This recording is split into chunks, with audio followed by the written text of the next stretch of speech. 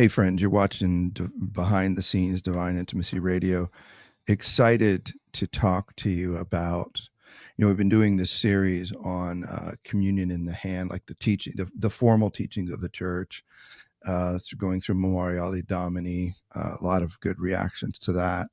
And I wanted to kind of stay on that theme because the way we worship, affects everything. And it's the most important question or concern of our existence. And so today we're going to talk to my favorite author, writer, communicator on the mystery, the wisdom, the just the amazing insights you can gain from the tradition of the church regarding architecture.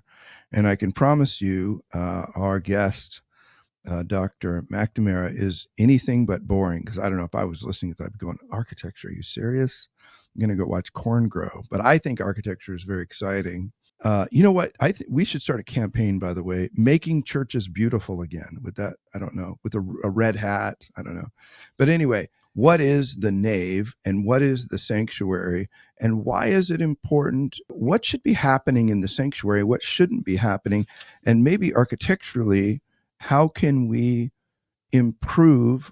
As ordinary form parishes are the only parishes that really have this issue, but that's where most Catholics are, right? So how can we improve those distinctions between those two places? So you ask, what's the nature of a church? What's the nature of the nave? And the nave, the word literally comes from navis, which means ship. And sometimes people say, if you look up in the ceiling, it looks like the ship is upside down. But I always tell people, if the ship is upside down, you're dead. So it's not that. What it is this.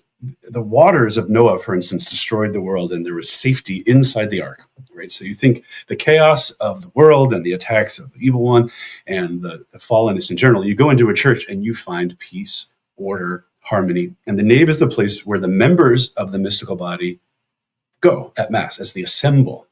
But they used to say the word assembly a lot rather than congregation. Congregation is just a pile, congregate. But when you assemble, you each take your part in the membership of the mystical body. The head of the mystical body, represented on earth, is the bishop, usually, oftentimes extended to the priest, and then ministers who are deputed to do what happens in the sanctuary. And so you say, okay, the sanctuary is the place where Christ is standing at the right hand of the Father, pleading for us and offering for us in heaven. That's sacramentalized by the priest on earth.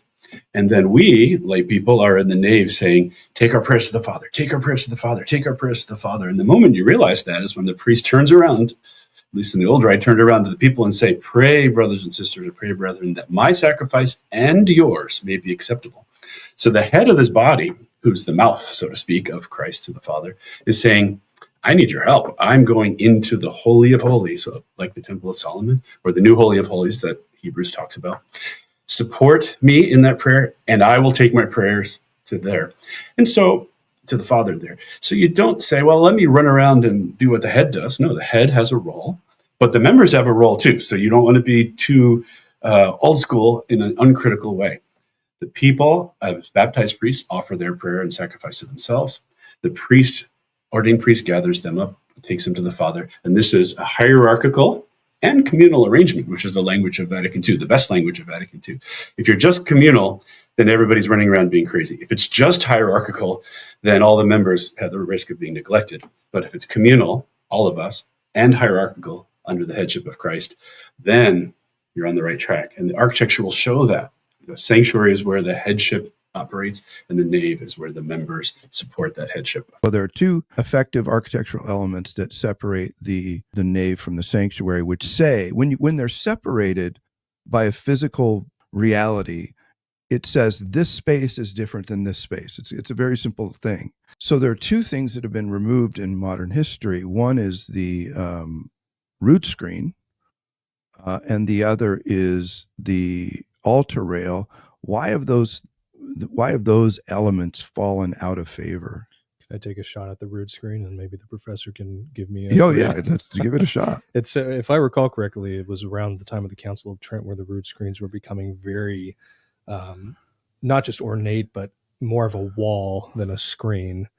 And the fear was that the people weren't understanding what was actually going on behind the rood screen. That's a very non-educated description. How close was that? No, that's perfect. We think that increasing the active participation of the people in the action of the head, the priest, is a new thing of Vatican II, but Trent is worried about this. They're seeing what caused the Reformation, the ignorance of clergy, the lack of proper education, the ignorance of the people. One of the things they didn't do very often was participate in the rite of the Mass, partly because many of the great churches were monastic, and they had choirs, and they put a big wall up front. And there's actually a little opening called a squint, which is like a little door you could open and look through at the elevation. And that was often all that people got. So it was actually the Council of Trent that ordered these big walls in the sanctuary to be taken down. Most of the great Italian churches and all through Europe had big walls, and they took them down in the 1600s. So this is not a new phenomenon for us. And then in the 19th century, there was a big revival of medieval architecture. It's like, let's bring back everything medieval. And the renewal of liturgy, and the authentic renewal of liturgy in the 20th century had the same concern. But what often happens is you have a kind of problem on one side and it boomerangs to the other side. Every division between nave and sanctuary is a fence. It's a barrier between clergy and laity, and it's just diminishing the role of the laity. And let's get rid of all those things. Well, you have to say maybe there's an emotional reaction to a real situation, but then you have to let your head kick in and say, okay, we are actually marking the boundary between heaven and earth. There is still a distinction between heaven and earth. It's not a realized eschatology yet. Like the end is not here yet. Although the altar rails were very low, right? Like 3 feet tall. Like nobody ever had an altar rail blocking their view of the altar. And so the notion that the veil was the great curtain between the two rooms of the temple. The veil is torn, but still there. That's how I read the communion rail. But even more, in the 20th century, they called the rail the people's altar, which I thought was very interesting. And in really good churches from 1930 or so, you'll see that the little slab of marble on top of the rail is the same species of marble as the altar itself. And so the people couldn't walk up to the altar of sacrifice, but they could come up to their place, kneel, and then actually touch this marble and the white cloth that is often over it, right? So it's an extension of the altar for the people, very much the way that holy water fonts are an extension of the baptistry. You would often see the fonts at the door made of the same material as the baptismal font itself. And so this was some way that people could approach and have their dignity as baptized Christians recognized. It was not a barrier. It was actually a welcoming. If you had to pick, the number one thing that you would recommend as to how it is that we could increase reverence through architecture, what would that be? Well, on the one hand, the church speaks of disposition when you receive the Eucharist. If you receive according to the mode of your receptivity, it's good theology, right? If you're ready and love God more, you'll receive more grace. So if a church or its music or the other things are distracting you from your mission, then that's a problem. We've all been to a beautiful church and said, wow, there's something here. I want to kneel. I want to pray. I'm being moved. My disposition is being changed. So in that sense, it supports the life of the Eucharist and all the graces that are available there. But I think I'd also ask people to take church architecture out of the realm of merely functional and bring it into the realm of the sacramental, the small s sacrament. In the Eastern Church, they talk about icons as sacraments, which strikes the Western Church as a little funny because we're used to our 7 sacraments. I call those the capital S sacraments.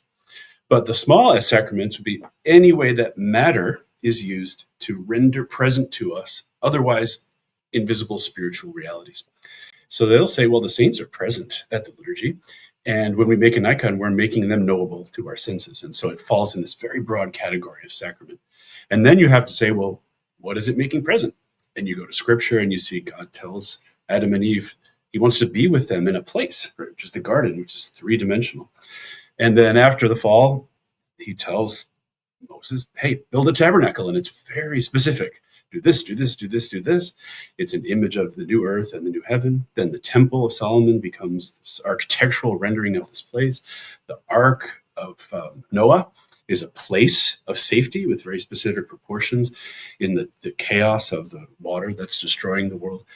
And then, of course, in John chapter 20, they speak of the temple of Christ's body.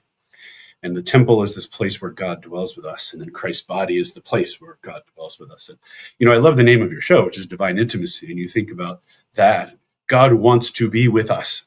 He wants to transform us. He doesn't just want to be far away, speaking of a voice from a cloud. He comes as Christ, a person who can see us and touch us and heal us with his thumbs and saliva.